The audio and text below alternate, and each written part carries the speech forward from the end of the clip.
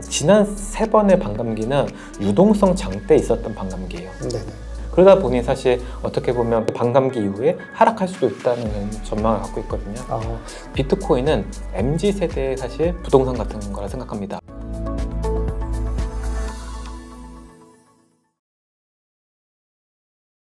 네, 구독자 시청자 여러분 반갑습니다. 박 작가입니다.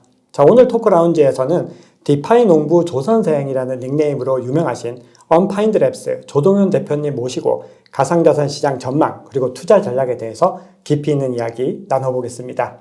대표님 안녕하세요. 네, 안녕하세요. 반갑습니다. 저희 채널 방문해 주셔서 너무 감사합니다. 초대해 주셔서 너무 감사합니다. 저희 채널 처음 출연이시니까요. 네. 저희 채널 구독자분들께 간단하게 셀프 소개랑 그리고 유튜브 채널도 운영하고 계시니까 네, 채널 소개도 간단하게 해주시면 좋을 것 같습니다. 안녕하세요. 저는 디파이 농부 조선생으로 활동하고 있고요. 현재 블록체인의 어떤 트렌드랑 분석 글을 텔레그램하고 유튜브 통해서 여러분들께 전달하고 있습니다. 와, 되게 간단하면서도 임팩트 있는 소개 감사합니다. 제가 그 디파이 농부 조선생이라는 이 닉네임은 오래전부터 좀 봐왔고 이 커뮤니티에서 굉장히 유명하시잖아요. 근데 이 닉네임을 제가 한 번 딱 들으니까 안 잊혀지더라고요. 그만큼 좀 임팩트 있는 어떤 닉네임이다 이렇게 생각을 하는데 이게 아마도 이 시장에 또 진출하시게 된 계기와도 좀 관계가 있을 것 같다라는 생각을 하게 됐는데 디파이 농부 조선생이라고 닉네임을 지으신 이유와 이 시장에 또 오시게 된 계기가 궁금합니다. 제가 이제 블록체인을 처음 이제 알게 된 거는 2020년도였어요. 2020년이요? 네, 근데 2020년도에 어떤 것이 그 시장에서 주목받았냐면 바로 디파이였습니다. 맞습니다. 근데 한국말로는 뭐 탈중앙화 금융이라는 말을 많이 하고 계신데 결과적으로는 좀 이념 자체가 기존의 금융을 믿지 못하니까 이거를 블록체인 기술을 활용해서 좀 누구나 이제 서로 알지 못하더라도 기술을 신용을 담보로 해서 거래할 수 있는 구조를 만들자. 이런 것들이 2020년도에 굉장히 하나의 화제가 됐었어요. 맞습니다. 그러고 나서 21년도에 디파이를 개인 취미생활로 재테크로 이제 이렇게 하다가 투자 활동을 하다가 이게 굉장히 수익도 좋고 그다음에 좀 이 이념도 제 비전하고 좀 맞는 것 같아서 그럼 전업 어떤 투자자가 돼보면 어떨까라고 하면서 이제 과감하게 이제 10년 동안 해오던 어떤 증권사를 그만두고 전업으로 이제 블록체인에 뛰어든 거죠. 그러면서 스스로를 그럼 정체성을 어떻게 잡을까 얘기하다가 나는 디파이에서 여러 가지 투자를 활동을 하면서 이제 먹고 살 거니까 그럼 디파이 그럼 농부다.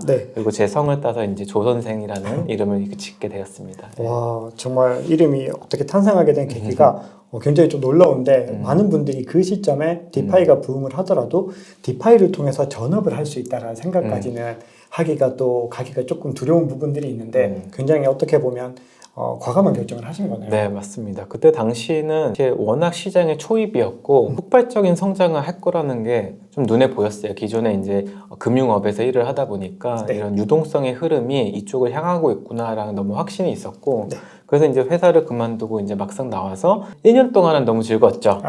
그렇죠. 근데 이제 아시다시피 이제 1년 후에 그렇게 큰 폭락이 또 있을 줄은 예상은 못했어요. 그러다 보니까 시장의 좋은 면과 또 나쁜 면 그리고 시장의 어떻게 보면 상승장과 하락장을 굉장히 짧은 시간에 경험을 하게 되었고 개인적으로는 어떻게 보면 되게 좋다가 막 울다가 막 이런 것들이 반복했던 것 같아요.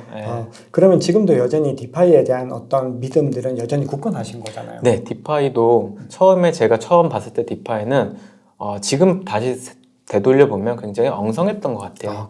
그리고 기존 금융 대비 굉장히 불안정했고 근데 이제는 조금씩 보완해가는 이제 과정이 보이고 충분히 많이 달라졌다라고 좀 표현을 할 수 있을 것 같아요. 그러면 지금 이제 이 영상 보고 계신 우리 구독자분들께서 향후에 디파이를 통해서 굉장히 또 많은 수익을 얻을 수 있는 방법들을 좀 공유를 해주시는 건가요? 네, 당연하죠. 감사합니다. 그럼 영상 여러분들 끝까지 들어주시기 바랍니다. 자, 그러면 우리가 이제 본격적인 이야기는 우선 비트코인부터 좀 나눠보겠습니다. 이 비트코인 전망과 투자에 관한 부분들을 좀 짚고 갈 텐데 디파이 농부이시지만 비트코인에 대해서 굉장히 중요성을 늘 강조하고 계세요. 결국 이 시장의 중심은 비트코인 될 수밖에 없다. 그 부분에 대해서는 확고하게 그렇게 생각하고 계신 거잖아요. 저는 일단 이렇게 생각해요.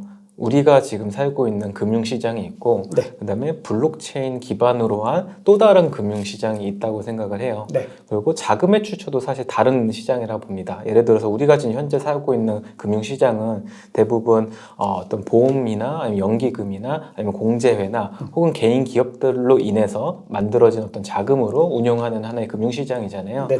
근데 지금 제가 이제 몸담고 있는 이 블록체인은 사실 새로운 어떤 돈입니다. 왜냐하면 기존의 이더리움이나 비트코인을 굉장히 낮은 단가에 매입했던 분들이 이런 것들을 스노우볼을 굴려가지고 그렇죠. 만들어 놓은 사실 자금의 하나의 자금으로 운영되는 하나의 시장이라고 보고 그렇죠. 이게 재밌게도 2022년도에는 이 두 시장이 한번 섞였었어요. 네. 왜냐하면 기존 금융시장이 어떻게 보면 블록체인 시장으로 들어왔었던 거죠. 그렇죠. 하지만 이제 여러 가지 불미스러운 일 때문에 그 자금이 이렇게 좀 빠져나가기도 했었습니다. 네. 그러다 보니까 결국에는 서로 별개로 있던 것들이 같이 합쳐지기도 하고 그러다 보니까 서로 영향을 줄 수 있는 하나의 매개체가 이제 생긴 것 같아요. 그게 네. 저는 사실 비트코인이라고 봐요. 진짜 좋은 관점이시네요. 그러니까 우리가 사실 디파이라고 하는 것들을 또 많은 분들이 어떤 비트코인과는 별개의 어떤 서비스로 생각을 하는데 그 고리에는 비트코인이나 이더리움 같은 자산들이 굉장히 중요한 역할을 한다는 네, 말씀이신 맞습니다. 거잖아요. 자, 그러면 우리가 이제 비트코인의 어떤 중요성들을 지금부터 좀 이야기를 해야 되는데 이 내년에 반감기가 있고 그리고 비트코인 현물 ETF 승인이 뭐 거의 사실상 확정이다라는 어떤 많은 기대감들이 있는데 그러다 보니까 지금 투자자들이 지금 시점에서 내가 뭘 해야 되지? 이런 궁금증들이 있으실 것 같아요. 네. 지금 투자자들은 어떻게 준비해야 될까요? 저는 개인적으로 비트코인을 지금 사야 된다는 입장이고 개인적으로도 최근에 굉장히 많이 사고 있죠. 네네. 저는 2022년도 12월 달에 제 기억으로는 18K 정도 되는 가격부터 네. 계속 사들이기 시작했었어요. 네네. 비트코인에 대한 어떻게 보면 믿음이 그때는 확고했었죠. 네. 근데 지금 시점에도 이게 유효하냐고 했을 때는 유효하다고 생각을 합니다. 네네. 왜냐하면 대부분의 많은 사람들이 이제 ETF가 1월 달에 이제 승인이 될 거다 기다리고 있거든요. 네. 사실 이 승인되는 날짜만 보면은 총 12개 ETF가 지금 승인을 기다리고 있고 네. 이미 11월 17일 하고 그다음에 1월 10일. 예, 1월 15일이죠. 네, 1월 10일. 10일 자에 이제 그 ETF를 기다리고 있는데 이미 11월 달 거는 이제 안 됐고 네네, 결국에는 지나갔고. 1월 달에 이제 블랙록이나 아니면 유수한 어떤 그 글로벌 투자사들이 이제 어떻게 보면 승인을 기다리는 ETF가 있으니까 네. 그때 만약에 된다고 했을 때는 아마도 단기간에 많은 부분 오를 것 같아요. 네네, 맞습니다. 근데 저는 말씀드리고 싶은 거는 지금 사고 그 업사이드를 충분히 누리신 다음에 단기적으로는 저는 팔아야 된다는 사람이에요. 오히려 네네. 네. 그거는 또 개인적인 투자 관점이니까. 그렇죠. 예를 들어서 뭐 5년, 10년을 보면 당연히 비트코인은 우상향할 거라는 거는 믿어 의심치 않고 네. 계속적으로 그렇게 전 바라볼 거거든요. 네. 근데 역사적으로 보면은 총 이제 3번의 반감기가 있었잖아요. 네. 2012년도에 한 번 있었고 그 이후로는 4년마다 있었어요.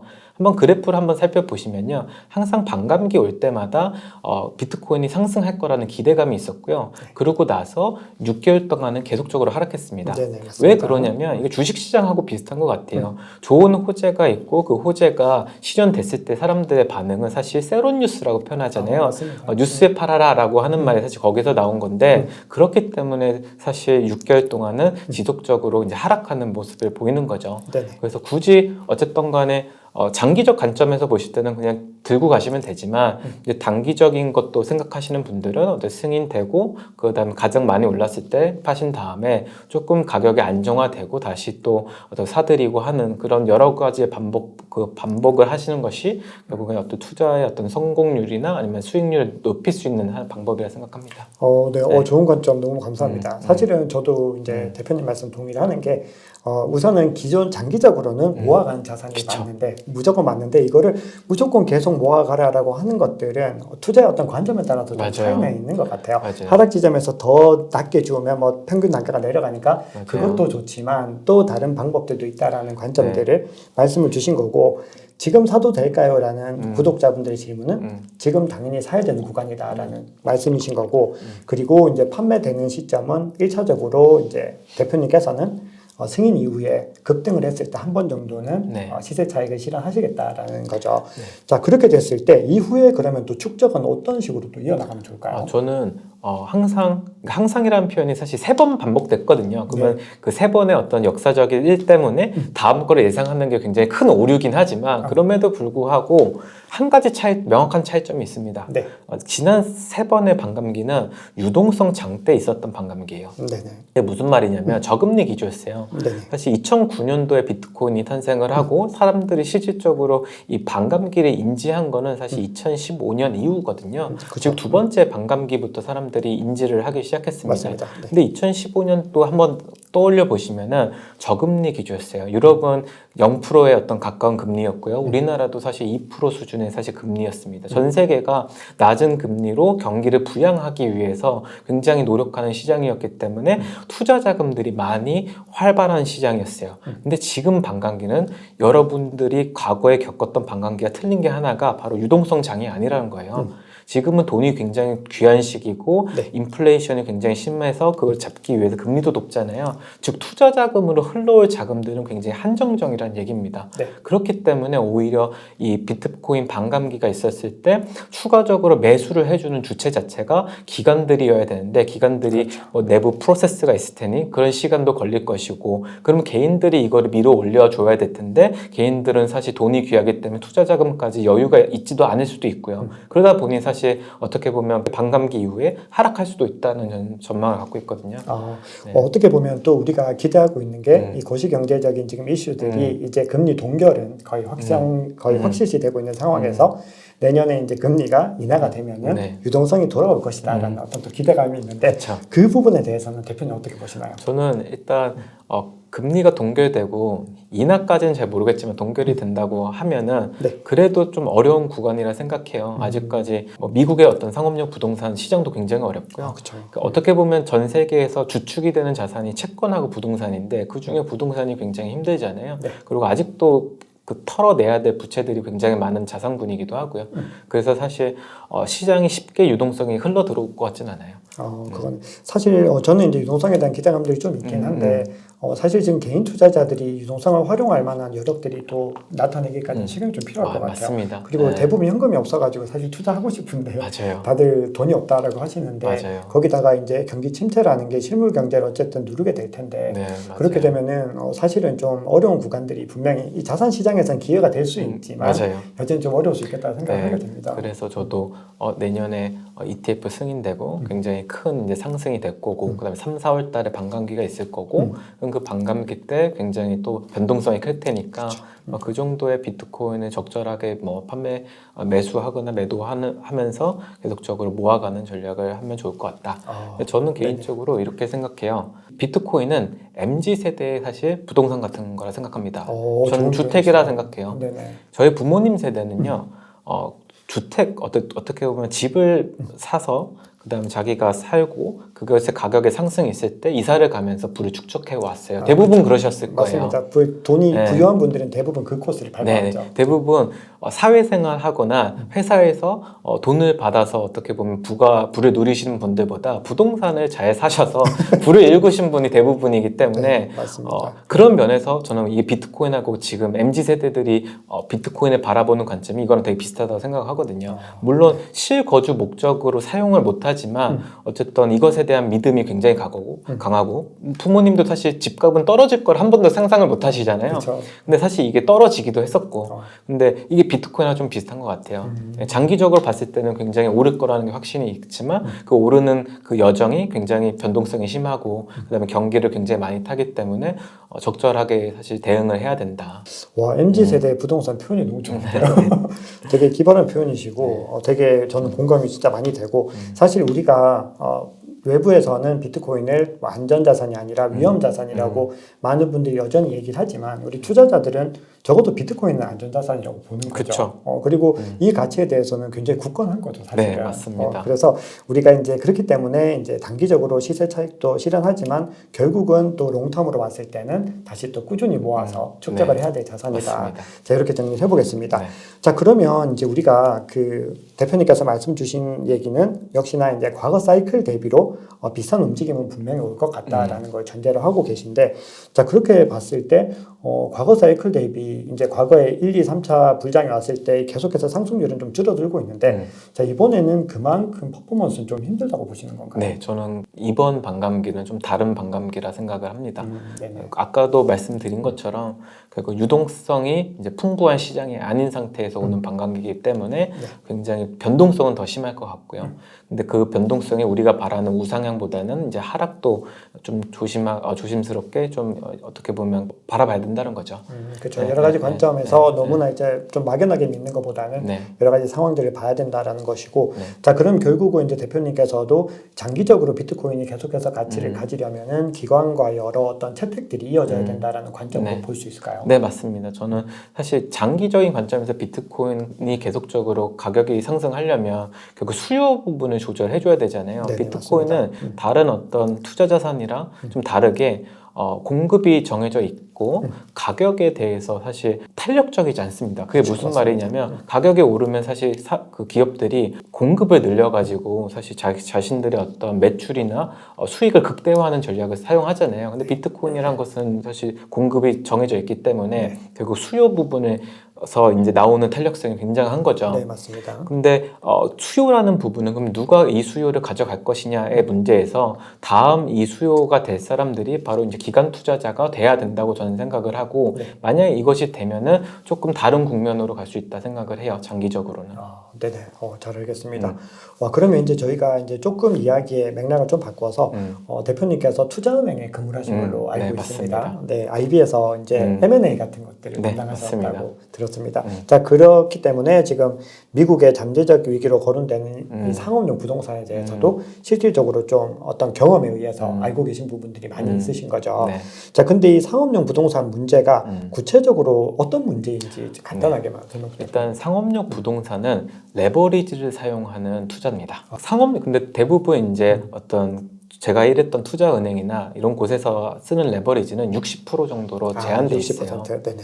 예, 대부분 60%의 어떤 대출을 받아서 이제 빌딩, 소위 우리가 말하는 강남에 가면 큰 빌딩들 있잖아요. 그런 것들을 이제 사들이는 업이 대부분이고요. 그쵸, 근데 그런 것들을 할 때 결국에는 레버리지를 사용하기 때문에 금리에 굉장히 민감합니다. 그쵸. 수익이. 네네, 맞습니다. 그렇게 근데 재밌는 건 뭐냐면 2013년도, 근데 2015년도 그 부근 때가 이제 어떻게 보면 부동산의 화랑장이 시작되는 시점이었을 거예요. 네네, 그쵸. 왜 그러냐면 금리가 워낙 쌌기 때문에. 그렇기 때문에 우리나라의 자금들이 다 해외로 많이 이동을 했었어요. 네. 특히 유럽이나 미국에 많이 포지션 했었었죠. 네네. 왜냐면 60%의 대출을 받을 때 한 1%에서 2% 사이의 어떤 대출 금리만 감당을 하면 굉장히 많은 사실 자금 어떻게 보면 자기가 갖고 있는 자원보다 더 많은 자산을 쓸 수 있으니까 레버리지 효과를 볼 수 있으니까 많이 했던 것 같아요. 근데 이게 지금 왜 문제냐면 금리가 굉장히 많이 상승했잖아요. 그럼 대부분 한국의 펀드들은 5년 주기로 만기가 됩니다. 특히 투자은행에서 하는 펀드들은 대부분 만기가 5년이에요. 그 말은 즉슨 2015년도에 그다음에 2015년 이후에 만들어진 펀드들은 지금 다 펀드 만기가 돼서 청산해야 되는 시기예요. 근데 지금 고금리 시대가 오다 보니까 매수자가 없어진 거죠. 그렇죠. 이제 신규 유입이 없는 거네요. 왜냐하면 부동산의 임대 수익을 벌어들여서 사실 캐시가 도는 비즈니스 모델이잖아요. 근데 임차인도 없어지고 있고 경기가 아주 안 좋으니까 금리는 상승하고 있고요. 그러다 보니 투자 자산에 대한 가치는 매우 떨어지고 있는 거죠. 그러면 손해를 보고 이거를 팔 것이냐라고 했을 때 대부분 선택하는 게 다시 펀드를 연장합니다. 그렇죠. 왜냐하면 대부분 이 펀드에 투자하는 사람들이 개인들이 아니라 다 국민연금이나 보험사나 아니면 어떻게 보면 주기적으로 자금의 수신이 풍부한 쪽이기 때문에 굳이 손해 보고 팔지 않아요. 그럼 자꾸 연장을 하게 되죠. 그러면 어떤 현상이 일어나냐면 신규 매수자는 없어지고요. 계속적으로 보유자만 계속 펀드 연장하면서 갖고 있는 거예요. 그러다 보니까 거래량이 안 나오죠. 그러니까 시장이 멈춰 있는. 어떻게 보면 그러다가 하나라도 만약 금리가 더 올라서 만약에 부채를 감당할 수 없다면 이제 어떻게 보면 파산으로 다 일어서 또 어려워지는 경기 사이클이 돌게 되는 거죠. 이게 만약에 하나가 터지면 연쇄적으로 이제 위기에 또 들어갈 수 있는. 왜냐하면 미국에 있는 맨하탄에 있는 빌딩 하나만 해도 1조 원이에요. 1조 원에 60%면 6천억입니다. 그럼 6천억 원 대출을 해주는 은행들이 A라는 은행이 하나만 가지고 있으면 상관이 없는데요. 이 A 은행이 사실 6천억을 인수한 다음에 다 팝니다. 그쵸. 수십 개의 작은 은행들한테 다 팔아요. 왜냐하면 자기의 부채에 대한 익스포저를 줄이기 위해서. 네. 그러면 결국에는 거기에 물려있는 실물자산은 똑같잖아요. 네. 실물자산이 퍼포먼스가 안 좋으면 그 대출하는 사람들 전부 다 그러면 위기를 겪는 거거든요. 그러다 보면 이게 사실 글로벌 위기가 되는 거죠. 2008년도에 사실 이게 가장 큰 문제였잖아요. 네. 그럼 결국 이게 중소은행 위기와 완전히 네. 맞닿아 있다 이렇게 네, 봐야 되는 맞습니다. 거네요. 네. 그럼 끝나지 않았고 이게 네. 진짜 큰 문제인데 이게 지금 미국에서 계속해서 얘기 나오고 있는데 지금 어떻게든 좀 봉합을 하려고 어떻게든 이게 근본을 해결했다기보다는 봉합을 해서 시간을 좀 해서 이제 어쨌든 금리가 인하하는 시점까지는 어떻게든 좀 버텨보자라는 그런 네. 스탠스인 건가요? 네, 지금은 버텨보자인 시기인데 그럼에도 불구하고 한국에 있는 투자자들도 이제 두 손 둘발 들고 그냥 손실 처리하는 게 대부분이에요. 여러분들은 모르겠지만 수천억의 지금 자산들이 전부 다 상각하고 있어요. 네, 그냥 어떻게 투자 실패로 인정하겠다는 인정하겠다. 거죠. 그런 프로세스들을 겪고 있고 다만 그게 장부에 명확하게 보이지 않아서 사람들이 이 위기를 모르지만 현업에 있는 분들을 뭐 전 나온 지 이제 한 1, 2년 넘었지만은 현업에 있는 분들 만나면 굉장히 어렵다고 얘기해요. 네. 여전히 그럼 이게 만약에 이제 상업용 부동산 문제가 터졌을 때 좀 생각보다 예상보다 좀 더 큰 파급력을 지니게 만약에 이게 터졌을 때는 비트코인에는 어떤 영향을 미칠까요? 저는 사실 만약에 미국의 어떤 상업용 부동산이 어려워지면 뭐 비트코인이 상승한다 이런 얘기는 하고 싶진 않아요. 이게 굉장히 단순한 내러티브이긴 네. 하죠. 근데 저는 오히려 이 비트코인 가격 상승이 되려면 경기가 좋아져야 된다고 생각하는 사람이거든요. 왜냐하면 유동성이 풍부해야지 투자 자산에 대한 사실 익스포저가 늘어나니까요. 모든 네네. 사람들이. 네네. 그런 면에서 봤을 때는 뭐 만약에 미국의 상업용 부동산 위기가 오면은 비트코인도 사실 오를 동기를 잃어버리는 거죠. 왜냐하면 투자를 하는 주체, 즉 뭐 벤처 캐피탈 외에 기관 투자자들이 사실 여유 자금이 있어야지 투자할 거잖아요. 네. 근데 그런 것들이 없어지기 시작을 그쵸. 하면 네, 맞습니다. 사실 비트코인도 새로운 수요 창출이 어렵게 되는 거죠. 네. 어떻게 보면 우리가 위기에 강한 자산이라고 하는 게 상대적으로 다른 자산보다 비트코인이 퍼포먼스가 좋을 가능성이 그쵸. 높다라는 건데 네. 실질적으로 더 많이 오르는 거는 유동성이 와야지 네, 더 많이 맞습니다. 오를 수밖에 없는 네, 거는 맞습니다. 이 자산이라는 측면에서 어쩔 수 없는 네. 것 같습니다. 자, 그러면 이 부동산 상업용 부동산 문제 말고 우리가 지금 너무 시장이 좀 ETF에 대한 기대감 때문에 네. 호재에 대한 게 너무 많으니까 네. 이 외에 좀 악재 뉴스들 대표님께서 보고 계신 거 좀 있으신가요? 일단은 악재라고 생각하면은 비트코인 반감기가 이제 세론 뉴스로 작용해서 시장이 한번 하락할 수 있다라는 게 저희 첫 번째고 네네. 두 번째로 지금 현재 이더리움에 대한 이제 퍼포먼스가 굉장히 비트코인에 대비 낮다 보니까 이더리움에 대한 사실 물음표들이 많이 생기고 있어요. 실제로 근데 이게 사실 굉장히 큰 리스크라 생각을 하거든요. 네. 이 블록체인이 만든 이 금융시장 안에서 금융이라 표현하기엔 좀 그렇지만 아직 금융시장이라고 얘기하면은 결국 비트코인하고 이더리움이 사실 주축이 되는 자산입니다. 기축통화예요 사실. 그럼요. 두 개는 굳건하게. 근데 이 이더리움에 대한 지금 매력도가 떨어지면서 어떤 것들이 일어나고 있냐면 기존의 이더리움을 많이 보유하고 있던 지갑들이 서서히 이제 중앙화 거래소로 이동시키면서 시장에서 계속 매각을 하고 있어요. 그러고 나서 또 이더리움에 대한 또 충분한 수요를 창출하지 못하다 보니까 결국에는 인플레이션 되는 자산으로 갑자기 변경이 됐고요. 이런 두 가지 어떤 그 시장 상황 때문에 이더리움이 요즘 물론 가격 측면에서는 올랐지만은 이 시장에서 굉장히 좀 유심하게 보는 리서처들은 굉장히 불안해하고 있습니다. 이더리움에 대해서 굉장히 그러네요. 왜냐하면 시가총액이 이제 비트코인이랑 좀 벌어지긴 했지만 그래도 과거에는 절반 정도에 거의 부합되는 그런 자산이었는데 자, 그러면 이제 악재는 이제 그 두 가지를 말씀을 주셨는데 추가적인 호재는 어떤 것들이 있을까요? 호재는 말씀드린 대로 ETF 승에 대한 기대감이 있으면 단기적으로 이제 상승할 수 있는 여력이 있으니까 그게 가장 저는 첫 번째라고 생각을 해요. 그리고 이 상승에 따라서 결국은 다른 알트코인들도 키높이를 맞춘다 저는 생각을 하거든요. 사실 많은 사람들이 잘 모르는 사실이 뭐냐면 비트코인이 올랐는데 내가 갖고 있는 알트코인은 왜 오르지? 이거 한번 생각해 보신 분 계실까요? 한번 질문 좀 드리고 싶어요. 그럼 대부분 오르니까 오르지라고 생각할 거예요. 근데 이 블록체인 시장에서 유심히 보면요, 비트코인 가격이 오르면 전체 어떤 시장 크기가 커졌다고 생각을 하고요. 그럼 그 커진 시장의 키높이를 맞추기 위해서 마켓메이커, 시장 조성자들이 인위적으로 계속적으로 어떻게 보면 스몰캡 토큰들, 즉 다시 말해서 그런 알트코인들을 매수합니다. 시장의 그 크기를 맞추기 위해서. 왜냐하면 주식 시장도 똑같아요. 네. 우리 배터리 주식 굉장히 핫했을 때 그 포트폴리오 매니징 하는 어떤 펀드 매니저들은 사실 비트코인 어떤 배터리에 대한 어떤 밸류에이션이 높아지다 보니까 사실 배터리 주식을 팔고 다른 걸 또 사야 되거든요. 사실 밸런싱을 맞춰야 되는 일이기 때문에 네. 그런 측면에서 봤을 때 사실 비트코인 상승하면 알트코인도 같이 맞춰지는 것 뿐이에요.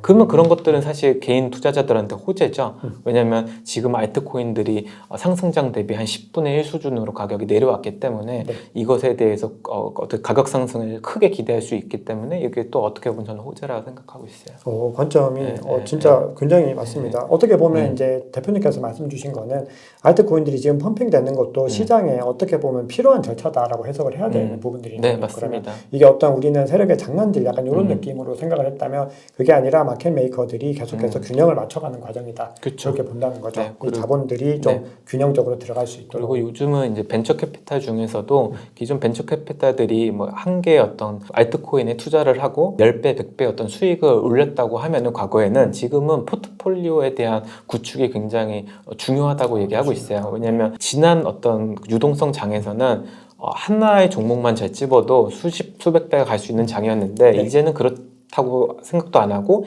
이미 정보의 비대칭성이 어느 정도 맞춰졌다 생각을 하는 것 같아요. 네. 시장이 그만큼 성숙했다는 네, 거죠. 그쵸. 네. 그러다 보니까 자신들은 오히려 이제는 뭔가 여러 가지 어떤 자산들을 바구니에 편입시켜서 밸런싱을 맞추면서 어떤 블록체인 시장에 대한 기대감으로 상승률을 올리겠다, 그러니까 수익률을 올리겠다는 전략을 많이 택하고 있고 또 재밌는 거는 벤처 캐피탈들이 비트코인을 사고 있는 곳도 있어요. 되게 웃긴 일이거든요. 네네. 왜냐면 벤처 캐피탈들은 그렇죠. 사실은 비트코인을 담기에는 비트코인을 담으면 안 되죠. 네. 근데 그 사람들이 담는 이유는 딱 하나예요.